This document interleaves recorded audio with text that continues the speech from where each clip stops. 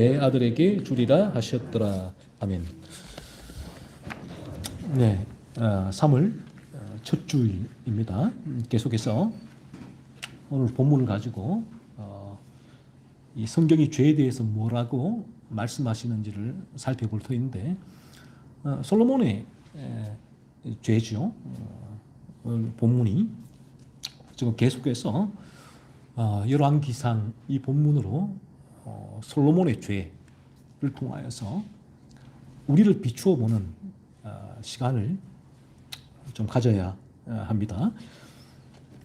오늘 읽으신 본문 9절에서 이렇게 기록되어 있죠. 솔로몬이 마음을 돌려 이스라엘의 하나님 여호와를 떠남으로. 마음을 돌렸다. 이스라엘의 하나님 여호와를 떠났다. 라고 되어 있습니다. 그러면 그 전에 솔로몬의 마음은 어땠는가 하는 거예요. 그래서 모든 게 우리의 마음의 문제거든요. 그래서 율법주의자, 위선자, 종교인과 거듭난 자의 차이는 뭔가 했을 때 마음의 문제죠. 마음. 그래서 거듭나게 되면 우리는 아마 제가 할 수 있는 일은 그리고 저 믿음의 선진들이 하는 일은 진리를 통하여서 이미 일어난 그 마음, 하나님을 향한 마음에 조금 더 불을 지피는 거예요. 조금 더 기름을 부었고 그 불이 타도록 그 일을 할 뿐이에요. 근본적으로 인간은 인간의 마음에 없던 마음을 일으키게 하지는 못한다. 그래서 이거 하나님의 은혜란 거예요. 우리에게 죄가 깨달아지는 것도 마음의 문제거든요. 내 마음에 죄가 깨달아지는 건데 내 마음에 전혀 죄가 깨달아지지 않는 그 마음을 저나 믿음의 선진들이나 또 여러분 자신이나 뭐 그 마음을 바꿀 수는 없다라는 부분이죠. 그래서 이 모든 진리의 문제는 우리 마음인데, 그래서 내 마음에서 일어나 여러분이 만약에 내 마음 가운데서 하나님의 거룩한 율법을 내 마음이 사모하고 거듭나게 되어지면 이 성경이 사모가 되어집니다. 그전에는 이 성경에 나오는 모든 하나님의 명령, 그 명령의 제일 상위 버전이 하나님의 거룩이잖아요. 거룩의 수많은 하위 명령이 이제 쭉쭉 가지를 뻗고 있는데, 이 모든 명령이 내 마음이 사모되어지니까 내 마음이 그 명령을 따라가고자 하는 거예요. 근데 우리에게 이런 마음, 거듭나지 않으면 이 마음이 이르지 않으니까 하나님의 명령, 거룩하라는 명령, 상위 명령부터 해서 내려오는 하위 명령이 대단히 힘들어요. 괴로워요. 하지만 율법주의자, 종교인은 어떻게 하죠? 하나님의 거룩한 명령이니까 지켜야지. 그 마음은 전혀 하나님을 사랑해서 하나님이 원하시는 그 거룩의 기준대로 살고자 하는 마음, 의지는 일어나지 않는데 마음은 전혀 죄로 물들어 있으니까 살고 싶지 않아. 마음은 내 이전에 살던 세상의 방식대로, 세상의 가치, 기준, 사고, 철학대로 살고자 하는데, 그러니까 교회에 나오니까 이 말씀대로 하나님의 거룩의 기준대로 살아야지 라고 그냥 쥐어짜는 거예요. 이 율법주의자, 위선자, 외식하는 자, 종교인이라고 하죠. 그래서 예수님께서 바리새인들에게 네 마음에 악이 가득하다고 하죠. 바리새인은 외적으로 사람들이 보기에 거의 퍼펙션했죠. 사람들 보기에는 아주 존경받는, 흠잡을 데 없는 이 구약의 말씀을 가지고 가르치고 말씀대로 살고자 몸부림치는 사람들이었음에도 불구하고 우리 주님의 진단은 이 마음이 죄로 물들어 있구나.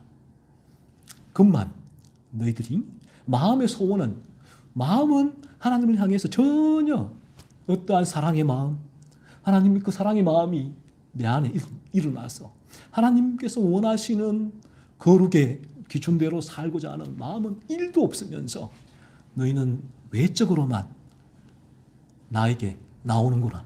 그래서 하나님께서 제사를, 예배를 싫어하는 게 아니라 그런 마음으로 나오는 그들에게 질렸다.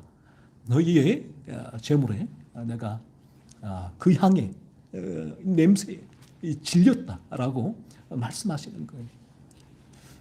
그래서 오늘 그렇다면 솔로몬이 마음을 돌렸다라고 했을 때 이전의 마음은 솔로몬이 어떠했던가 하는 거예요.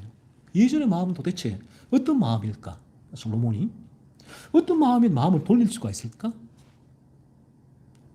하나님을 위해서 떠나서 우상을 숭배할 수 있을까 하는 거예요. 그래서 이 이전에도 저희가 뭐 이런 구절들 때문이죠. 그래서 개혁주의자들 솔로몬에 대한 거듭남에 대한 관점도 제가 소개하고 그리고 솔로몬이 이 당시는 거듭나지 않았을 공산이 크다. 하지만 전도서를 쓸 당시에는 말년에 솔로몬이 회심했을 것이다 라고 추정이 되는데 오늘 이 마음도 솔로몬이 거듭나서 변화된 이전의 마음은 그 마음이 아니다.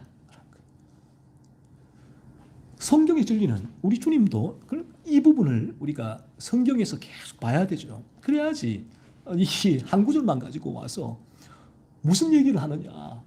솔로몬이 마음을 돌려. 솔로몬이 이미 거듭났는데 이 마음을 돌려라는 다른 이유가 있겠지가 아니라 성경의 진리는 주님도 그렇죠. 내 양은 절대로 나를 떠나지 않는다. 내가 한번 선택한 사람은 선택자는 영원하다. 영원히 나의 양이다. 라고 요한복음과 성경의 모든 진리는 우리의 한번 거듭나면 우리의 마음은 절대로 바뀌지 않는다. 하나님을 배반하거나 돌아서서 우상을 섬기거나 하진 않는다라는 거예요. 그렇다면 솔로몬의 이 마음은 뭔가? 마음을 돌려라고 했을 때 이 부분을 조나단 에드워즈는 이렇게 얘기를 해요. 이 마음은 분명히 큰 은혜와 계시를 경험한 자의 마음, 큰 은혜와 계시를 경험했다. 순간 슬쩍 진리의 빛을 받았다라는 거예요. 와, 내가 믿음대로 살아야지. 하나님은 살아계시구나. 내가 십자가를 믿어야지. 나는 죄인이지. 나는 슬쩍 이성적인 부분이 강하겠죠. 그런 빛이 지나갔다. 하지만 이 구절 자체를 근거로 이미 거듭나 새 마음으로 본질적으로 변화된 마음이라고 교리적으로 규정하는 방식은 찾아보기 어렵다라는 거예요. 거듭나지 않은 마음이다. 이전 마음이. 여기서 마음은 그래서 오히려 배교와 우상 숭배로 돌아선 마음이다 하는 거죠. 그래서 솔로몬이 여기서의 마음은 거듭난 상태가 아니라 거듭나지 않은 상태라고 에드워즈도 얘기를 합니다. 라일 목사님도 마찬가지예요. 이 마음, 이 솔로몬의 마음을 큰 특권과 은혜를 받은 사람도 큰 특권이죠. 유대인들도 말씀을 맡은 특권이 있잖아요. 받았다고 성경 말씀하고 있죠. 큰 특권과 은혜를 받은 사람도 실제로 거듭난 자가 아니면 결국 배교로 드러난다라는 목회적 경고를 했는데 거듭나지 않으면 아무리 특권 속에서도 모태신앙이라도 교회에서 열심히 신앙생활을 해도 그 사람이 거듭나지 않으면 언젠가는 배교, 배도로 흘러갈 수밖에 없다라는 거예요. 왜냐하면 그 마음이 거듭나지 않았기 때문에. 그 마음을 지배하는 것은 공중의 권세 잡은 자.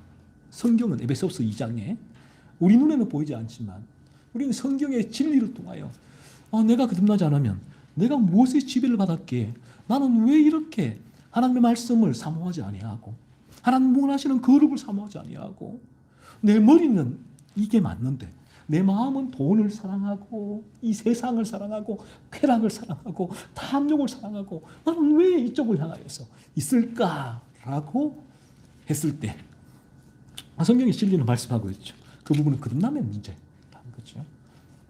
뭐 우리의 훈련의 문제가 아니고 연약한 믿음의 문제가 아니고 본질적으로 내 마음이 한 번도 새로운 마음, 한 번 새로운 마음이 된 적이 없다. 사실은 하나님을 향한 새로운 마음이 든다는 것은 거룩에 제가 늘 말씀드리지만 거룩한 방향성이 설정된다라는 의미거든요.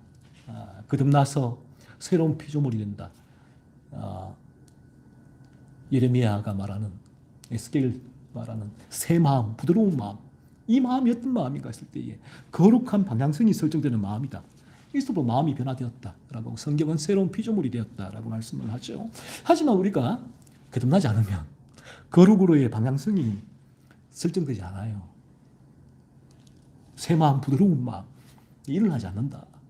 내가 거듭나지 않으면 거룩으로의 방향성이 설정되지 않고, 그럼 내 마음은 어디로 방향성이 설정되어 있는가? 공중의 권세 잡은 자가 끄는 방향, 죄악된 방향, 죄의 지배로의 방향. 그래서 그 사람은 주일날 아무리 특세를 몇 달을 한다고 하더라도, 금식 기도를 수개월을 하고, 매주 한 번도 빠짐없이 예배와 찬양과 교회 봉사를 한다고 하더라도 그의 마음은 자신의 탐욕을 채우고 급급하다. 그러면 그가 하고 있는 모든 신앙의 행위는 자신의 탐욕을 채우는 도구가 되는 거예요. 그래서 이런 분들이 교회에서 종직이 되면 무시무시하죠. 인간이라는 존재는 그래요. 저도 마찬가지겠지만 우리가 거듭나지 않으면 인간이라는 존재는 어쩔 수 없이 자기가 신이 돼요. 모든 게 자기 중심으로 돌아가요. 자기를 높일 수밖에 없다. 교만이죠. 인간이라는 존재는 근본적으로 성경의 진리는 죄로 말미암아 교만하다. 그렇죠? 그 말은 무슨 말인가? 내가 교회에서도 열심히 신앙생활을 하는 이유가 뭐냐? 더 높은 단계, 직급이죠. 세상으로 말하면 그 직급으로 올라가기 위해서. 그 직급에 올라갔다 한다면 사람이 그때 변하죠. 그 직급 전에는 그렇게 겸손하던 사람이 그 직급에만 딱 올라가면 사람이 변해요. 왜 그런가? 이 부분 때문에 그래요. 인간이 거듭나지 않으면 그 사람의 위치, 세상에서의 지위, 돈, 권력이 그 사람의 삶의 자세와 태도, 사람과의 관계성을 바꾸어버려요. 그래서 내하고 같이 이런 직위에 있다가 쭉 올라가면 어깨에 뽕이 막 들어가죠. 사람을 하대하기도 하고 마치 본인이 이제는 모든 것을 다 아는 것인 마냥. 이게 왜 그런가? 제가 누구를 비난하고 정죄하려는 것이 아니라 나 또한 그러하다, 우리 또한 그러하다. 이게 인간이라는 거예요. 인간의 존재가 그러하다는 거예요. 그러니까 여러분들께서 그런 분들을 볼 때에 야, 참 어떻게 앞뒤가 다르냐. 그러니까 말할 필요가 없다. 원래 그러니까 인간의 존재가. 성경의 진리는 통해서 우리는 그 사실을 알게 된다는 거죠. 그래서 이 마음이 거듭나서 저나 여러분이 새 마음, 부드러운 마음, 거룩한 방향성을 향한 마음이 일어나지 않으면, 그러한 거룩한 방향성에 내 마음이 설정되어 있지 않으면 우리의 마음은 조석으로 바뀌어요. 조석으로 바뀐다. 그래서 때로 은혜의 말씀, 찬양, 또 기도, 내 마음이 뜨거워지면 하늘 나라, 하늘. 천사와 같이 존재가 되는 것. 사랑도 넘치고 믿음도 넘치고 존재가 되죠. 그런데 그 마음이 일순간에 식어요. 세상에서의 조그만 고난이 와도 내 뜻대로 일이 풀리지 않을 때 식어버리죠. 조석으로 그 마음이 바뀐다. 왜요? 그의 마음은 원래 이쪽 방향으로 설정되어 있었으니까. 그래서 그 마음 자체가 나의 탐욕을 채우는 통로로 신앙을 행위를 했을 뿐이고, 내 탐욕이 채워지지 않으니까 아이고야 이거 해봐도 소용이 없네, 하나님 제게 이럴 수가 있습니까? 라고 내려놓는 것 뿐이고, 원래 그의 방향성이 죄악된 방향, 끊임없이 자신의 탐욕을 채우는 방향으로의 삶을 그는 살고 있었기 때문에 한 번도 마음이 변화된 적이 없기 때문에 그런 것이다. 그런 거예요. 그래서 오늘 본문 9절에서는 마음을 돌려라고 했을 때는 바로 솔로몬의 이러한 모습을 말하는 거죠. 그 이전에 거듭났다가 지금 마음을 돌린 배도의 모습이 아니라 원래 솔로몬은 그러한 모습이었다. 그래서 순간순간 구약 시대에는 하나님께서 뭐 발람에게도 말씀하셨잖아요. 구약 시대에. 구약 시대에는 구약에는 솔로몬 하나님과 말씀하고 지혜도 받지 않았습니까? 그 강구에서라고 했을 때 발람도 그랬다고요. 사울도 그랬다고요. 하나님께서. 공적 은혜다라고 얘기를 했죠. 제가 지난번에 이 부분이 왜 그런가 했을 때에 그러한 공적 은혜의 효과였을 뿐이다라는 것이죠. 그래서 이제 우리 마음이 거듭나지 않은 마음일 때는, 그래서 내가 교회에 나오게 될 때는 신앙생활을 열심히 하는 신앙인으로서 교회에 나오지만 거듭나지 않았을 때는 이런 현상이 계속 일어나게 돼요. 어떨 때는 이 말씀을 들으면, 그래서 이 말씀도 그래요. 말씀도 그들이 좋아하는 말씀은 오스틴 말씀 최고죠. 조엘 오스틴 긍정의 힘. 저런 류의 말씀이 최고예요. 내 탐욕을 채워주는 말씀. 그래서 내 탐욕이 채워지면 그분들은 이제 나가 인사하면서 목사님 은혜 받았습니다 라고 눈물을 흘리며 감사하고, 그러면 또 그걸 듣는 목사는 어우 기분 좋네. 다음에는 더 내가 탐욕을 채울 수 있는 설교를 잘 준비해야겠네. 물론 그분도 뭐 본인은 진리를 전한다라고 여기고 있겠죠. 하지만 진리의 기준으로 본다면 큰 착각을 하고 있는 것이다. 서로가 그렇다는 거예요. 그 말씀을 들으면 어떨 때는 본인의 마음에 탐욕이 충족되어지면 은혜 받았다라고 감동이 생기고, 사랑해야지, 하나님을 위해서 죽기까지 살아야지 라는 마음이 생기다가도 또 어떨 때는 상황과 환경이 변하거나 고난이 오고 역경이 오거나 하거나 또 아무런 일도 일어나지 않지만 마음이 그냥 식어져 버리는 경우, 사라져버려. 그 마음 자체가. 또 자기는 원래대로 삶을 살아가는 거예요. 원래대로 열심히 큐티는 하지만 내 마음은 원래 탐욕을 쫓아가는 삶을 살아가게 되는 것이고, 그래서 그는 이 마음에 자극이 필요해요. 자극. 이런 임팩트 있는 뭔가가 필요해요. 그래서 어떤 면에서 아그와 아그새처럼 오늘날 교회와 신자들 간에, 신자들 중에 수많은 종교인이죠. 종교인과 교회 간에 공생과 기생, 아그와 아그새와 만약 같이 서로에게 필요한 것들을 제공해주고 있다. 교인들은, 종교인들은 내 마음에 변화가 없으니까 이 마음에 근본적인 변화가 있으면 임팩트가 오히려 힘들어요. 임팩트를 일으켜서 하나님을 쫓아가게 한다는 것이 역겨워지죠. 그 부분 자체가. 그런 의도를 가지고 무언가를 나를 푸시를 할 때는 내 마음에 오히려 거부감이 상당히 일어나게 되죠. 하지만 내 마음에 하나님을 향한 거룩한 방향성이 설정되어지지 않는 경우라면 이분들에게는 끊임없는 임팩트가 필요해요. 프로그램이죠. 계속 임팩트가 1년 내내 돌려줘야 돼요. 그래서 이분들도 교회 오는 게 뭐 쉬운 일이겠습니까? 그런 행사가 뭐 부부 학교, 어머니 학교, 아버지 학교, 특세, 부흥회, 뭐 온갖 절기들 끊임없이 교회에서 무슨 모임, 무슨 행사 쉬운 일이겠어요? 하지만 이들에게는 그 마음에 그러한 행사가 외적인 임팩트를 주기 때문에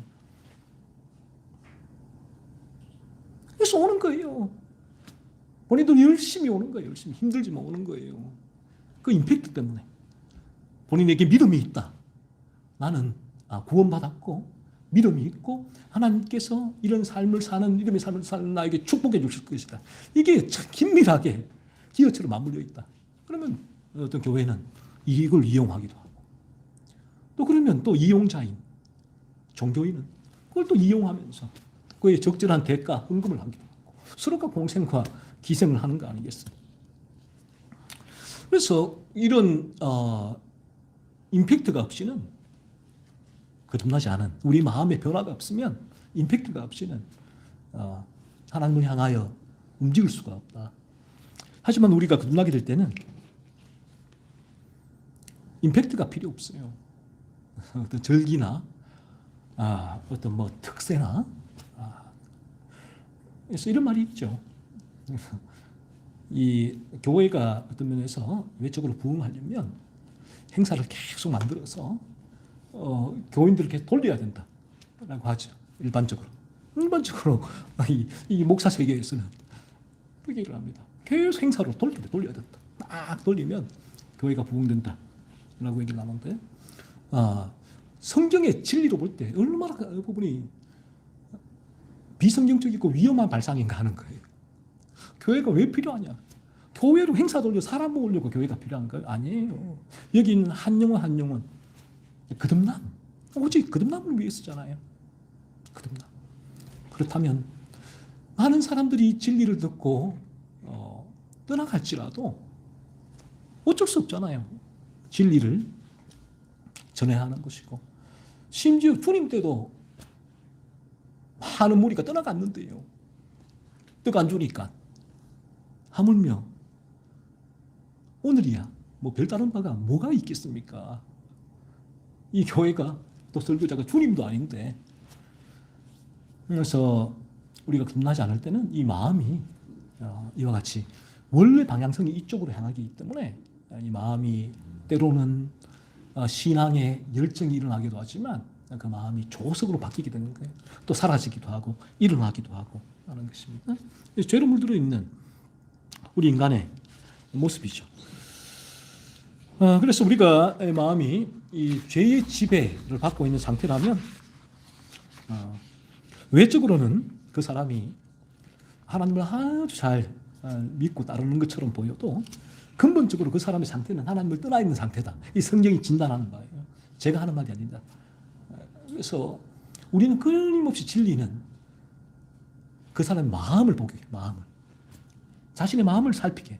진리는 통로로 그렇게 제시가 되어져야 한다는 것입니다. 진리가 나의 외적인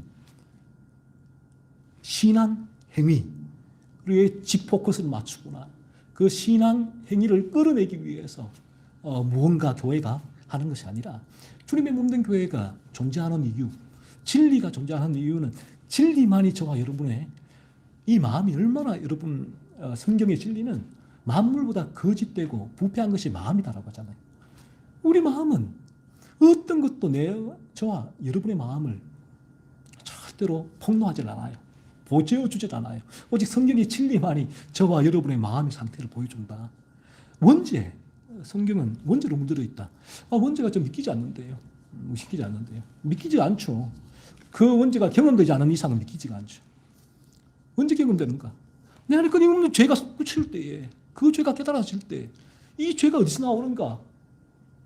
경험적으로 내가 이 죄가 어디서 나오는가를 바라보게 될 때, 깨닫게 될 때, 이게 원죄구나. 원죄가 믿어지는 거예요. 그전에는 교리죠. 교리적으로, 칼빈주의, 교리죠. 청교도들도 마찬가지고. 교리에서 창세기 3장에 원죄 있다고 아무리 얘기해도 그 교리가 난 안 믿기는데 안 믿긴다 말하면 그 교회에서 이단이 되는 거예요. 이단이. 난 그 교리 믿습니다. 그런데 내 마음으로 깨달아지지 않는 걸요. 이 죄인된 인간 본성의 상태가 그러하기 때문에 그런 것입니다. 사람께서 그에게 은혜를 주실 때 이게 기적이다. 죄가 깨달아진다는 것은 어떤 확률이 높으냐? 죄가 깨달아진다는 것은 내가 죄인입니다라고 고백하는 건 뭐냐 하면 내가 미움의 죄를 범했고 하나님을 배반하는 배도의 죄를 범했고 분노의 죄를 범했고 복수의 죄를 범했고 이런 단편적인 죄를 내가 범했다. 그래서 베드로와 같이 성경에서 회개하라. 나는 죄인이라고 했을 때 저는 죄인입니다라는 고백이 아니에요. 그 부분. 그런 죄는 누구나 다 고백할 수 있잖아요. 존 콜쿤이 자연인의 회개도 한다. 자연인도 나 잘못했습니다. 이거 범죄했습니다. 자연인도 회개한다고 얘기를 하잖아요. 그러면 성경이 말하는 회개는 어떤 회개인가? 우리가 말했을 때 베드로가 주님 앞에 왜 무릎을 꿇고 내가 죄인입니다라고 고백했을 때 과연 그 죄인이라는 고백이 뭔가? 나는 죄로 완전히 물들었다. 내가 요런 죄를 짓기 때문에 나는 죄인입니다가 아니라 내가 완전히 죄로 물들어 있기 때문에 내가 요런 죄가 나옵니다. 요 고백이라는 거죠. 그래서 성경의 진리는 저와 여러분이 내가 어떤 부분에서 조금 문제가 있다가 아니에요. 성경의 진리가 바로, 그래서 우리가 계속 죄에 대한 진리, 성경이 말하는 죄의 기준으로 단편적으로 그 죄, 미움, 분노, 복수심, 시기, 질투, 음욕, 또 하나님이 원하시는 그 예배를 하지 않는 수많은 죄들을 살피는 이유가 뭔가 있을 때에 성경의 진리가 이게 하나님이 싫어하시는 죄구나, 그 사실을 깨닫게 될 때, 그것도 기적이다. 그렇게 성령은 그게 어디서 나오는 거야?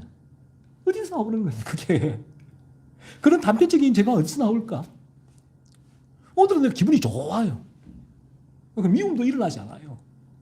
그럼 인간은 어떻게 생각하는 줄 알아요? 난 뭐 괜찮네. 별 죄가 없는 난 그런가 봐. 또 그 죄가 느껴지면 또 깊이 있게 또 그 죄 때문에 회개하고 고백하고 죄인입니다 라고 외치고. 성령께서는 단편적인 죄, 성경에서 왜 단편적인 죄를 보여주시느냐, 죄의 기준을 가지고 죄로 물든 그 상태에서 그 죄가 나오기 때문에 그래요. 그 단편적인 죄를 볼 때에 성령께서는 저와 여러분을 끌고 와서 원죄는 철저한 보석을 떼고 보이질 않아요. 잡아낼 수가 없어요. 여러분의 힘으로는, 저와 여러분의 힘으로는. 이 성경의 진리만이 내가 단편적으로 범하는 그 죄, 내가 왜 이 남편하고 아내에게 이 미움과 분노가 올라올까? 이게 뭘까 이게? 저 사람이 내가 왜 이리 짜증이 날까? 조그만 일에도 섭섭해서 내가 분노하고 어떻게 복수할까? 불타오르고. 하나님 원하시는 이 신앙의 길을, 진리의 길을, 좁은 길을 말씀하시는 이 거룩을 나는 왜 이리도 따르지 못할까? 성령께서는 이 진리를 통하여서 그 단편적인 죄를 통해서 성경이 하는 바는 이 원죄, 이 꼬리를 잡기 위해서 여러분 안에 죄의 샘고는 이게 문제거든요. 여기서 제가 펑펑펑 솟구치는 것입니다. 그래서 그 죄 때문에 끝내는 이분이 어떻게 고백하느냐. 저는 죄인입니다. 내가 미움의 죄를 범했기 때문에 죄인입니다가 아니라 미움의 죄를 범할 수밖에 없는 죄로 물든 죄인입니다. 이 고백이지요. 하나님 앞에. 그렇게 나는 근원적으로 문제가 있습니다. 로이 존스 목사님이나 제가 제 블로그에 거듭난 이들의 간증에 대해서 쭉 스크랩을 해놨잖아요. 이분들은 과연 거듭났을 때 어떤 고백을 했는가? 보세요. 한결같이. 로이 존스 목사님이 좀 더 선명하죠. 그렇게 고백을 하죠. 본인이 죄를 깨닫게 되었을 때에 내가 근원적으로 내가 문제가 있는 존재입니다. 근원적으로 하나님 앞에서 이탈되어 있는 존재입니다. 근원. 내가 요 몇 가지 죄를 범했기 때문에 내가 하나님 죄인입니다가 아니라 몇 가지 죄를 범할 수밖에 없는 근원적으로 하나님의 만들어 놓으신 그 노선에서 이탈된 존재가 접니다. 그래서 내가 죄인입니다. 저는 죄로 물든 존재입니다. 라고 고백하게 되는 거죠. 하나님, 이 인간은 근본적으로 저와 여러분은 하나님 여호와를 떠난 상태입니다. 죄인은, 죄로 물든 인간은. 그래서 먼저는 오늘 어떤 모습으로든 간에 교회에 나오기 싫은데 내가 나와야 될 이유도 아무것도 모르는데 이 자리에 나와 있는 것 하나님 은혜고, 일단은 은혜고. 그래서 근본적으로 인간은 여호와를 떠난 상태이기 때문에 하나님 무관심해요. 하나님을 위한 믿음의 삶을 살아갈 수 없는 존재가 저희들이다. 그래서 오늘도 저희가 결혼식에 동기가 이제 딸이 결혼해서 갔다 왔는데,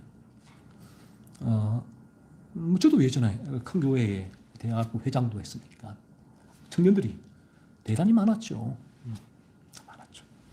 다들 자녀들을 보내는데, 그때 뭐 얘들이나 우리가 정말 열심히 교회 생활, 신앙생활 했으니까 그때. 근데 지금은 이제 청년들이 없다. 다 떠나간다. 교회를 떠나간다. 어떤 면에 정직한 모습일 수가 있어요.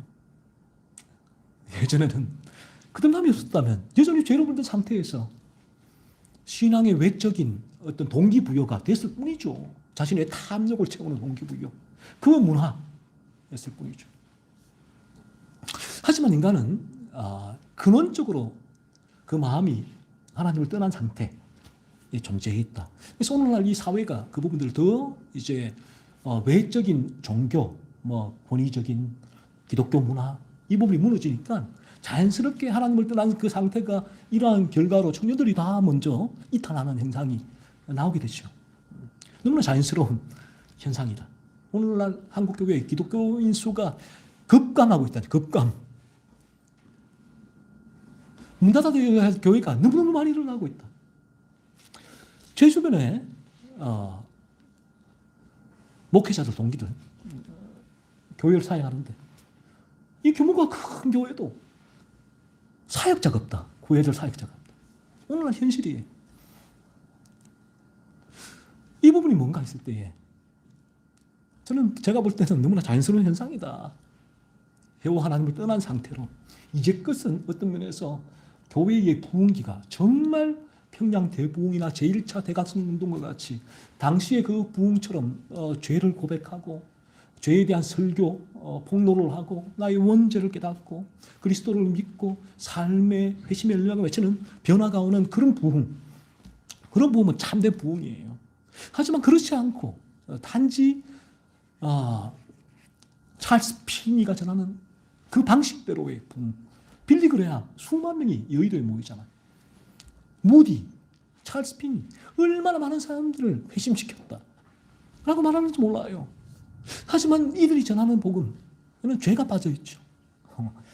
죄를 깨닫는 것 필수적인 요소가 아니에요. 내 머리로만 고백하면 돼요. 예수 그리스도만 믿으면 돼요. 어떤 방식으로든 머리로 믿든 마음으로 믿든 상관은 없다. 그렇죠? 그럴 때 이제 이 전 세계의 부흥과 더불어 한국에도 교회가 외적으로 맘모스 교회가 전 세계의 이 조그만 나라에서 상위권에 드는 교회가 몇 교회나 있었죠. 여전히 그럼에도 불구하고 그 수많은 사람들이 교회의 부흥기에 때도 이 물음을 던져야 돼요. 그들이 거듭났는가? 정말 거듭나서 여호와를 따르고 있는가? No. No. 그렇다면 오늘날 현상은 지극히 자연스러운 현상이다. 그 마음이 이미 여호와를 떠나 있는 것이 이 사회의 풍토, 분위기, 오늘날은 교회에 대한 더 부정적인 시선, 젊은 층에는 그런 권위의식, 교회에 하나님의 말씀, 기독교, 이 말씀이라는 권위, 넌센스와 같은 이 교회, 젊은 층을 바라보면서 그 2세대가, 1세대가 아무리 믿음 생활을 잘했어도 자식들을 마음대로 할 수 있습니까? 어쩔 수 없잖아요. 2세대, 3세대 다 이탈할 수밖에 없는. 역사는 반복돼요. 그래서 우리 기독교 역사, 로이 존스 목사님이 기독교 역사를 열심히 공부하라 라고 한 이유가 여기에 있는데 역사는 반복돼요. 반복. 그래서 과거에도 마찬가지예요. 영국에서 청교도들 메리 여왕부터 해서 핍박을 받다가 박해를 받다가 많은 이들이 목숨을 잃고 그래서 생명을 유지하기 위해서 떠나왔잖아요. 메이플라워로 타고 미국에 와서 그들의 1세대의 소원은 뭔가? 거의 다 청교도들이죠. 이러한 진리를 가진 그들의 소원은 미국 신대륙에서 거룩한 도성을 세우는 거였어요. 거룩한 도성. 죄가 없는, 죄를 죽이는 거룩한 삶. 이 거룩한 도성을 세우자 라고 왔다는 말이에요. 그래서 물론 교회와 국가는 달라요. 이들도 내건 슬로건 자체가 문제가 있었지만 이 국가는 아무리 국가와 교회가 일치되는 건 그거는 있을 수가 없는 일이죠. 정교 분리가 당연히 있을 수밖에 없는 부분이군요. 그런데 그들이 1세대는 정말 뜨거운 거듭난 이들이 많았죠. 하지만 그들이 그런 소원을 가지고 거룩한 국가를 이루어보자 라고 그렇게 진리의 길을 달려갔지만 2세대, 3세대 지나면 어떻게 되는지 아세요? 그의 자녀들. 점점 그 수가 줄어들었죠. 점점.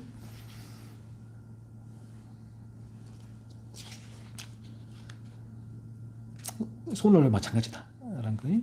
그래서 이런 현상을 볼 때 참 오늘날 이제 이 하나님께서 한국 교회를 떠나가셨는가? 하나님 한국 교회 버리셨습니까?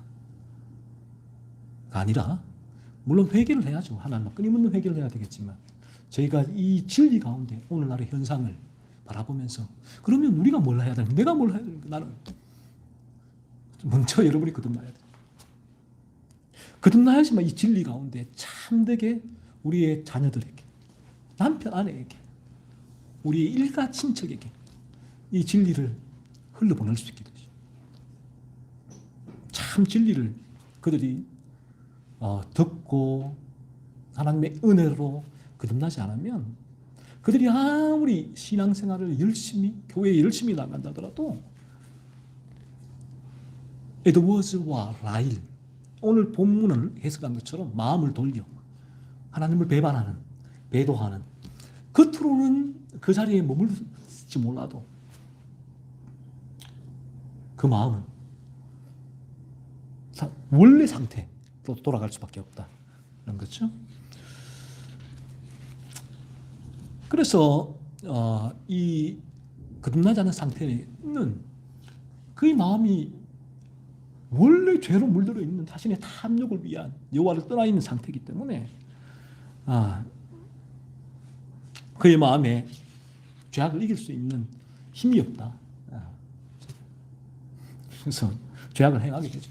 그래서 우리 주변에 이 교회에 열심히 나가는 많은 분들에게 우리는 대화를 할 때 진리의 기준이잖아요. 진리의 기준.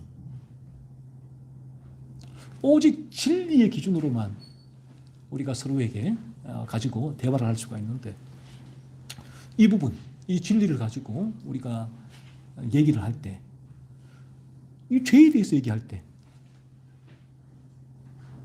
죄에 대한 어떠한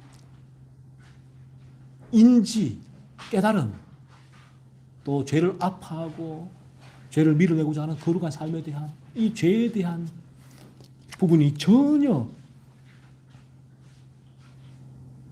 없다. 그럼 이게 뭔가 있을 때 이미 그 마음은 여호와를 떠나 있는, 거듭나지 않은 상태일 가능성이 높다. 그렇죠? 그래서 우리가 이제 또 하나 여기서 물어야 될 질문이 있습니다. 물어야 될 질문은 무엇이 하나님 여호와를 떠나는 악인가 하는 거예요. 무엇이 과연 악인가 하는 거예요, 여러분. 그러니까 죄, 과연 뭐가 죄인가? 세상에서의 죄의 기준은 헌법이잖아요. 헌법으로 세상에서는 죄를 가름하는데 그렇다면 하나님의 기준은 뭔가 했을 때 성경이죠. 우리는 성경의 기준인데 그래서 이 놀라운 거는 이런 부분이기도 해요. 우리가 거듭나게 될 때, 거듭나기 전에는 이 성경 자체가 뭐 백독을 하든 천독을 하든 나에게 그냥 내가 성경을 읽고 좀 암송하고 성경을 내용을 알고 있다. 그 사실, 그 부분이 중요한 부분인데 거듭나게 될 때는 이 성경이 너무너무 귀하고 감사하고 나의 사고, 가치관, 세계관, 삶 모든 기준이 되는 말씀이 되어버린 거예요. 그전에는 인간은 교만하거든요. 죄로 물든 인간은. 성경이 그렇다고 하면 인간은 이 반항심이 생겨요. 내 철학이 있으니까, 사고가 있으니까 성경에 복종하기가 싫다. 나의 삶의 정률이 있으니까 성경에 있어서. 성경은 여러분도 알다시피 성경은 권위적이거든요. 절대적이거든요. 성경은 정답을 내놓거든요. 오늘날 세대가 보세요. 특히 젊은 세대들 대단히 싫어합니다. 권위적인 사람. 라떼는 이런 사람. 오늘날 청년들 보면 다 도망가요. 그러니까 성경이 사실은 그들 보기에는 라떼는 그 말을 하고 있는 거거든요. 그럼 절대적인 기준을 제시하니까. 오늘날의 이 시대는 AI, 챗 GPT를 비롯해서 본인이 모든 지식을 다 알고 있다. 내가 마음만 먹으면 모든 것을 내가 어떤 기준을 가지고 행동할 수 있는 삶의 기준과 방향성과 방법을 다 찾아낼 수 있다라고 여기는 시대의 젊은 층은 그래요. MZ 세대들. 교회를 떠나죠. 교회에서 그러니까 요즘 부흥하는 교회가 그제도 제가 다른 목사들과 만나서 대화를 나눌 때 그분들이 하는 말씀이 오늘날 부흥하는 교회는 진리를에서는 모호하게 제시를 하고 찬양 뭐 하는 교회. 요즘 힐송 처치 예전에 저희 때 힐송 처치가 호주에 엄청 부흥했는데 지금은 그 힐송 처치가 죽었대요. 엘리베이스인가 하여튼 뭐 그런 그룹이 있는데 그런 교회는 찬양하는 교회는 찬양 엄청나게 만난 거예요. 그런데 그들 앞에 수많은 청년이 모이는데 그들에게 이 진리를 가지고 절대적인 기준이야 라고 내밀 때 됐고 찬양이나 해요. 찬양이나 해줘요. 나에게 나 그거 지금 나는 다 알아. 내가 챗 GPT 하나 있으면 다 아는데 왜 그게 절대적인 기준이 될 수가 있냐 시대죠. 그런데 참 놀라운 것은 거듭나게 될 때 이 말씀이 나의 사고, 가치관, 세계관, 내 삶의 부잉을 끌어내는 절대적이고도 절대적인 기준이 된다. 너무너무 감사하다. 말씀을 그럴 수 있는 거예요. 진리를 듣는 거예요. 저분들이 글을 읽는 거예요. 이 말씀이 나에게 무엇을 말하고 있는가?